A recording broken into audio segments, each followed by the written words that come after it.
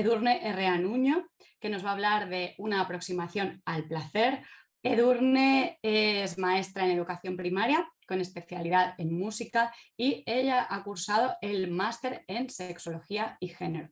Así que, Edurne, te doy paso. A ver, pues mi trabajo se llama Una aproximación al placer y parte un poco de la inquietud que he sentido durante el máster en todo lo que hemos hablado sobre sexología, el poco espacio o la inquietud que me ha generado el poco espacio que tenía el placer.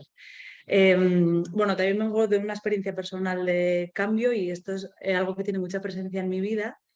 Me surge inquietud y en el máster me ha sorprendido cómo no he podido encontrar mucha literatura específica.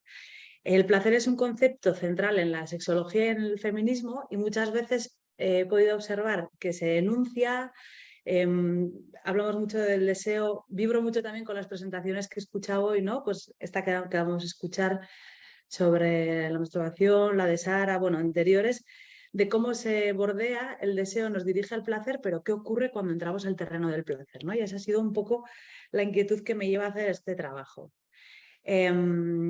Mi forma de hacerla ha sido un poco revisión de textos sexológicos. De hecho, el trabajo tiene un capítulo que analiza mi punto de partida, ¿no? Que es el manual de Sexpol, que no voy a hablar de eso ahora, pero bueno, ahí está.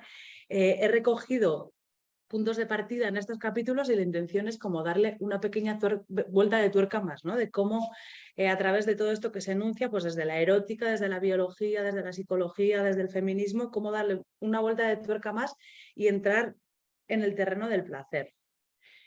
He organizado el trabajo, bueno, aparte de la introducción, la metodología, lo que es el contenido está dividido en 6 capítulos. Uno es el placer y el deseo. Analizo un poco la distancia que hay entre estos dos, el placer y el cuerpo como habitáculo del placer, ¿no? Como el lugar donde sucede. Me introduzco más en habitar el placer a través de disciplinas que no son a lo mejor tan académicas. Luego paso a analizar el placer y la norma, cómo la norma influye directamente en la vivencia del placer y qué aportaciones hay un poco desde la contranorma. El lugar que tiene el placer en el feminismo y por último hay un capítulo que igual no es muy común en un trabajo de este tipo, pero parto, como explicaré a continuación, de la cosa de que el placer nos atraviesa todo el tiempo o al menos el anhelo del placer. Entonces me ha parecido interesante incluir un capítulo en primera persona que es qué me ha sucedido en cuanto al placer mientras hacía este trabajo. Entonces, la forma de escritura es un poco, no es una investigación cualitativa ni cuantitativa, sí que ha sido una revisión bibliográfica de algunos textos que se aproximan al placer y a partir de ahí es una escritura como en pequeñas impresiones que propongo cuestionamientos o propuestas desde donde se podría abordar esto. Quiero traer un elemento que explica Israel Roncero en su libro Cómo encontrar el amor en un cuarto oscuro, que es que todas las cuestiones se ubican en 3 esferas, que son la íntima, la privada y la pública. El placer es algo que está relegado sobre todo a la esfera íntima, sobre todo la vivencia del placer y esos relatos. Y quiero traer esto porque además de los textos y lo que la academia dice sobre el placer, me parece básico recoger esta esfera íntima y colectivizarla para así poder llegar a ver qué pasa ahí, ¿no? A ver, después de rodear todos los muros, todo lo que nos dificulta llegar al placer, cuando llegamos, ¿qué pasa, ¿no? Y esto creo que no se puede dar sin esa colectivización de los relatos íntimos. De hecho, al hacer este trabajo, esa ha sido una de las partes más interesantes, como después de leer y romperme los sesos y buscar qué se ha dicho sobre esto, al colectivizarlo, compartir con diferentes interlocutoras de diferentes ámbitos, ha sido muy interesante todo lo que ha sucedido ahí. Y ahí es donde verdaderamente he encontrado un material que puede enlazar con todo lo que viene del estudio. Por lo tanto, el objetivo ha sido explorar un poco el espacio del placer en la disciplina sexológica y a través de diferentes conceptualizaciones, tradiciones y posicionamientos teóricos y vivenciales. Creo que en esta unión entre lo académico, lo objetivo y lo subjetivo, la sexología es quien tiene un poco la responsabilidad, ¿no? de indagar aquí, más la sexología crítica que trabajamos en esta escuela, es quien puede aportar de verdad cosas interesantes a la hora de qué hacemos cuando hay placer o cómo llegamos o cómo se vive. Bien, voy a entrar en los capítulos. El primer capítulo nos habla de placer y deseo. Ya hemos definido, bueno, habéis definido en presentaciones anteriores, el deseo, según la red, es una aspiración, un anhelo, un sentimiento, es algo que ubicamos en la mente, ¿no? El deseo es algo que desencadena una serie de acciones que nos conduce a la consecución del placer o a la vivencia del placer. El deseo activa una acción. Podemos poner dos ejemplos. Uno puede ser un encuentro erótico con una persona o más. En un encuentro erótico yo tengo un deseo, por lo tanto, entro en contacto o activo una serie de acciones que me lleva a una acción en concreto donde poder experimentar el placer. Podemos poner también otro ejemplo, por ejemplo, si me apetece mucho una magdalena de chocolate. A mí me apetece muchísimo esta magdalena de chocolate, con lo cual activo una serie de acciones que me lleva a llegar y a vivir la experiencia que me supone comer esta magdalena y luego veremos si es placentera o no, ¿no? Es interesante también en esta relación entre el deseo y el placer, todo aquello que yo había imaginado para emprender esta acción, a dónde me lleva, a ir chequeando si realmente se está cumpliendo mi expectativa, si hay placer o no hay placer, y puede ser tanto en un contexto erótico como no erótico. Con lo cual, ubicamos el deseo en la mente y el placer en el cuerpo. Y esta es la unión. Desde los estudios sexológicos, Masters y Johnson definieron en el 66 la respuesta sexual, que es la serie de fenómenos que se producen en el individuo ante un estímulo sexual efectivo en clave erótica. Ellos lo definieron como excitación, meseta, orgasmo y resolución, periodo refractorio. Y fue en el 79 cuando Kaplan añadió el deseo como motor, como botón que activa esto, ¿no? Entonces, el deseo sería el botón y el placer sería la respuesta que hay después de activar ese botón. Hay otro punto de unión entre el deseo y el placer, que sería el punto de la fantasía, ¿no? Como el propio hecho de imaginarme y recrear en mi mente a través de la fantasía algo que deseo, ya desencadena en mi cuerpo una respuesta o una vivencia placentera. Con esto podemos decir también que el deseo es un hecho construido, que tiene que ver mucho con los modelos que recibimos, la educación, el proceso que cada persona haya llevado según su corporalidad y sus circunstancias vitales. Y el placer es algo subjetivo, porque es algo que sucede en el cuerpo de cada uno. Y quiero acabar este capítulo. Hay otra cosa que iba a decir con esto, es que el placer no precisa de deseo. Voy a incluir como una anécdota que me sucedió mientras hacía este trabajo, que es que un día estaba escribiendo muchísimo con el cerebro a tope y me fui a la ducha porque tenía, por higiene, y cuando cayó el agua caliente dije, ¡ay, qué placer! Pues, por lo tanto, el placer no precisa de deseo a veces, ¿no? Está muy ligado, no es necesario siempre. Y ahora sí, quería acabar este capítulo con una cita de Ifigenia Mezúa que dice que no es lo mismo tener relaciones eróticas para conseguir orgasmos o tenerlas para sentir placer. Lo primero tiene que ver con buscar y lo segundo con encontrar. Paso al siguiente capítulo, que es placer y cuerpo. Aquí quiero traer una cita de Warmi Kusisita, que es una activista indígena que está, bueno, formadísima en un montón de cosas, pero ella sobre todo se describe como indígena que trae una tradición de las mujeres de su linaje. Y ellas trabajan ahí en el territorio de Bolivia y de Abya Yala el concepto de cuerpo-territorio. Ella habla del cuerpo como habitáculo del ser, como el primer lugar de pertenencia y donde sucede todo, es decir, el lugar de relación entre yo y el mundo.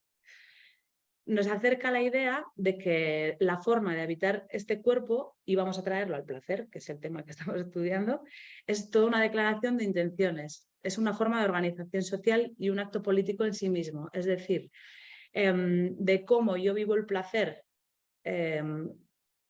trayendo también las esferas de Israel Roncero. Si yo la vivencia del placer la guardo en lo íntimo o vivo mi corporalidad y el posible placer en otro tipo de esferas, tiene incidencia en la organización social, ¿no? Y en cómo se va a desarrollar este concepto.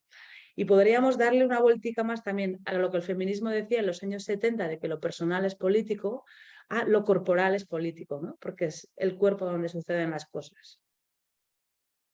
Para vivir el placer en el cuerpo, ¿qué necesitamos? Lo primero, conocer el cuerpo. Y en la sociedad, desde la mirada, en este contexto que estamos ahora, ¿no? Pues europea, capitalista, blanca, de esta clase, con la normatividad que nos atraviesa en este momento, todos los cánones estéticos, todo el juicio, toda la moral, no es muy popular este conocimiento sobre el propio cuerpo, pero si no conocemos el mapa, difícilmente será posible saber cómo caminar sobre él, ¿no? Entonces, tenemos muchas ideas preconcebidas de las cosas que nos pueden proporcionar placer. Y muchas veces es complejo separar la forma del contenido. Pongo de ejemplo un masaje. Yo voy a recibir un masaje, me pongo en ese contexto porque quiero experimentar placer a través de este masaje. No es el masaje en sí lo que me produce placer, sino todo el contenido que hay dentro de esa forma, ¿no?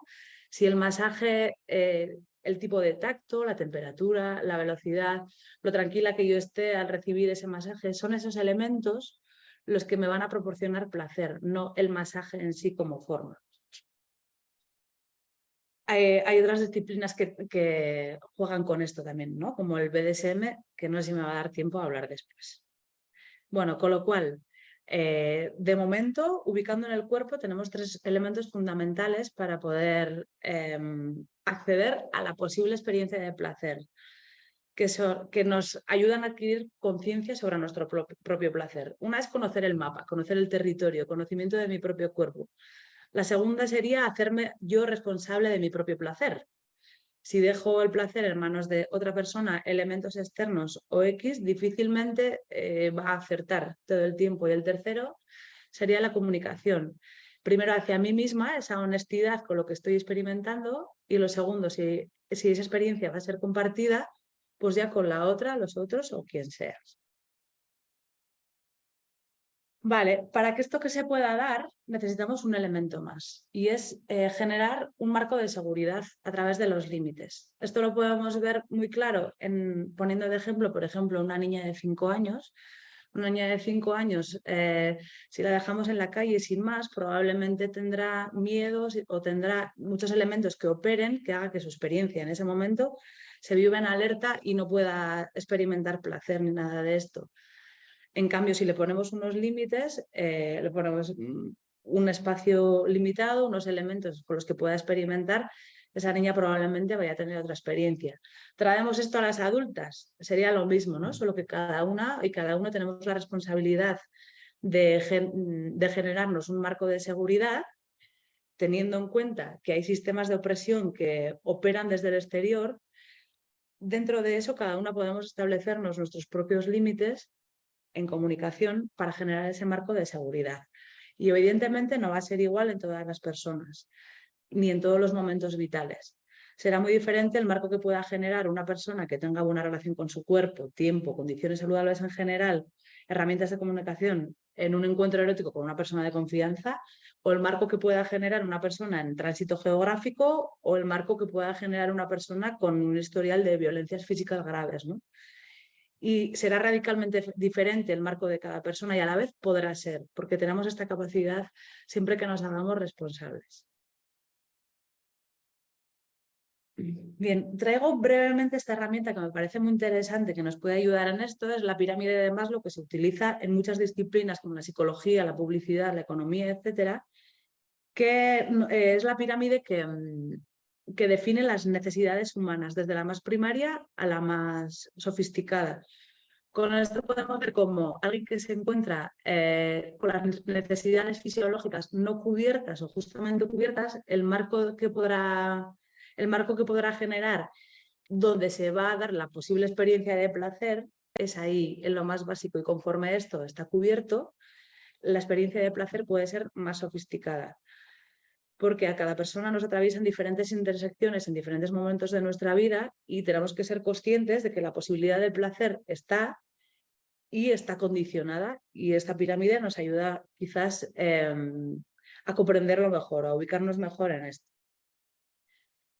Teniendo estas herramientas y teniendo el marco de seguridad es donde nos podemos dejar, ¿no?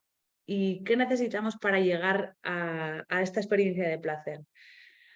El juego y la experimentación son claves y es una reivindicación también a evitar el espacio del no lo sé, ¿no? Si no conozco qué me va a llevar al placer, necesito jugar y necesito vivir el no sé y la duda para poder ampliar mi mapa y buscar nuevos lugares donde pueda experimentar placer o dolor o lo que venga, pero es el camino para llegar al placer. Bien, ¿y dónde sucede todo esto? Todo esto sucede en el cuerpo. En este marco que hemos comentado, para poder vivir el placer necesitamos abandonarnos, abrirnos al instante y tratar de experimentar el gozo que aporta cualquiera que sea la acción o la inacción de cada momento, a través de la vulnerabilidad y fuera de juicio o cualquier alerta.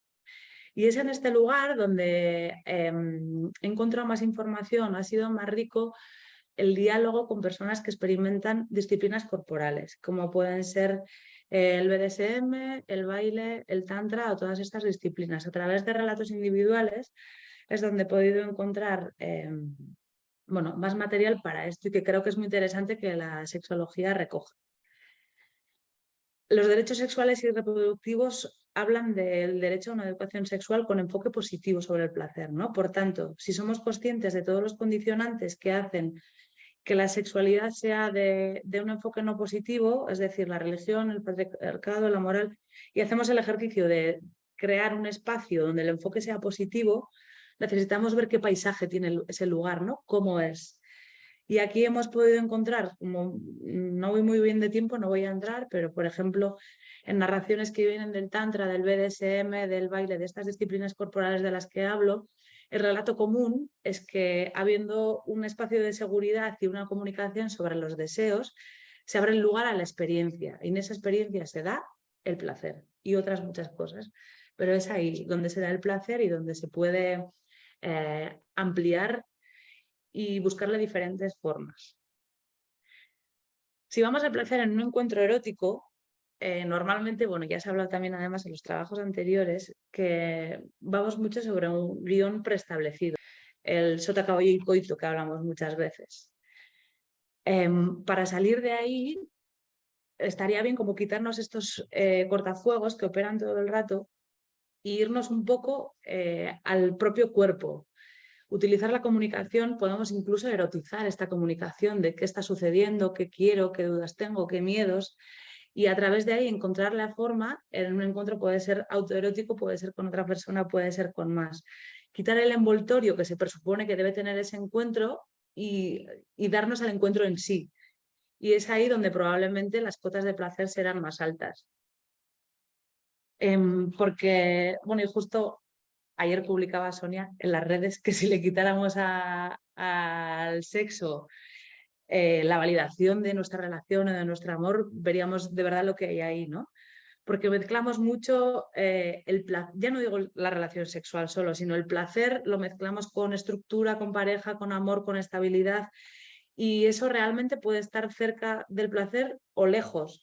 Voy a traer una cita de Brigitte Vasallo que me hace como mucha gracia, que dice: no sé ni cómo logramos corrernos con tantas cosas que hacemos mientras follamos. Cosas del tipo gustar a la otra persona, estar sexy, idealizar a la otra persona, idealizar el sexo que estamos teniendo, fingir orgasmos y no sé cuántas más que no tienen nada que ver con el sexo. Entonces, la idea sería identificar estos cortafuegos que operan todo el tiempo cuando estamos teniendo un encuentro erótico y poner las herramientas que decimos a continuación al servicio de nuestra propia experiencia, ¿no? Donde a través de esto pues defendemos que se puede llegar más lejos en el placer, y es una cosa que tampoco se ha estudiado mucho y que hago la propuesta, ¿no? Por tanto, para terminar estos 3 capítulos tendríamos, dentro del marco de seguridad, necesitamos conocer el mapa, el autoconocimiento, esa comunicación honesta, la escucha tanto hacia mí como hasta el resto, el espacio al no saber. Esto nos lleva a la experimentación y al juego, y reconocer todo el tiempo los límites. Y todo esto es cambiante todo el tiempo. No soy la misma yo ayer que mañana, ni yo no soy la misma yo o otra persona con unas circunstancias vitales muy diferentes. Bien, El siguiente capítulo habla un poco sobre el placer y la norma. La verdad es que en el texto hay mucha más información, pero bueno, quiero dar como unas pinceladas del contenido que pueda haber en cada uno. Edurne, Eh, deberían quedar un par de minutitos. pues Intentamos lo así, hago ¿vale? súper Yo breve. luego me recorto, pero ahí estamos, llegando ahí Vale. al final. Bueno, pues este capítulo habla sobre todo de cómo la norma incide directamente en la experiencia íntima del placer y las aportaciones que puede la contranorma o toda la sexualidad periférica hacer a todo esto. Hablamos de la norma ubicándonos en el contexto de esta interlocución ahora mismo. Una estructura capitalista, androcéntrica, blanca, reproductiva, homosexual, binaria y toda la norma y todo lo que eso influye en nuestra vivencia del placer, la moral de la Iglesia Católica a través del pecado y la autorregulación de la culpa que nos lleva a que nuestro placer es de un tipo y es bastante acotado. Y luego tendríamos la contranorma, ¿no? Toda la contrasexualidad que defiende Paul Preciado fuera de la reproducción. Lo que vengo a decir en este capítulo es que muchas corporalidades que por deseo o necesidad se han salido de la estructura y de la norma, poniendo el cuerpo al servicio de su propio desarrollo, su propio placer, han creado un mogollón de modelos, como pueden ser todo el colectivo LGTBI, las prácticas no normativas, todas las sexualidades que estén fuera de la norma, han creado un modelaje que creo que es muy inspirador y aporta mucho a la vivencia del placer.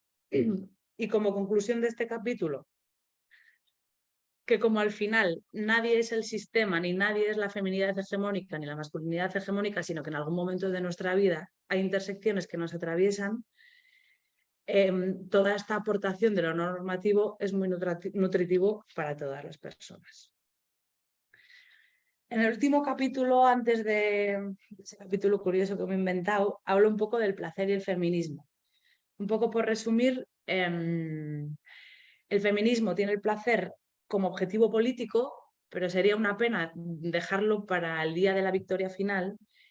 Y a través de textos, sobre todo de feminismo latino, bueno, y muchos textos que están surgiendo ahora principalmente del discurso del transfeminismo, pero de muchas más disciplinas, de muchos más enfoques feministas más, reivindicar el placer como arma política, ¿no? Como vamos a romper las barreras desde dentro, vamos a través de la vivencia a incidir en el sistema, porque sacar el placer de la esfera íntima supone una modificación del orden social, entonces el feminismo puede lograr muchos de sus objetivos a través de la propia vivencia del placer. Y ya con esto termino. Bueno, un poco lo que he explicado en el último capítulo es la propia vivencia de cómo me he peleado mucho haciendo este trabajo, cómo no me sentía capaz, luego sí, luego los textos académicos no me aportaban todo lo que yo quería, encontraba cosas mucho más inspiradoras en relatos cotidianos y todo esto me ha hecho mucho reflexionar sobre el placer o el displacer que me hacía sentir este propio trabajo, ¿no? Entonces, la conclusión que he tenido personal haciendo esto es que si no hay placer, si no había placer en este proceso, difícilmente podía hacer un trabajo honesto. Y como conclusiones tanto personales y que le quiero dar al trabajo es que, bueno, la sexología creo que es el lugar donde el terreno del placer puede fusionar todos estos relatos, que los relatos compartidos y sacar el placer de la esfera íntima es muy importante para poder saber de qué estamos hablando en realidad, porque el placer es una cosa que sucede en la vida todo el rato y es necesario una interacción entre la academia y colectivizar lo personal para saber de lo que estamos hablando. Y ya estaría.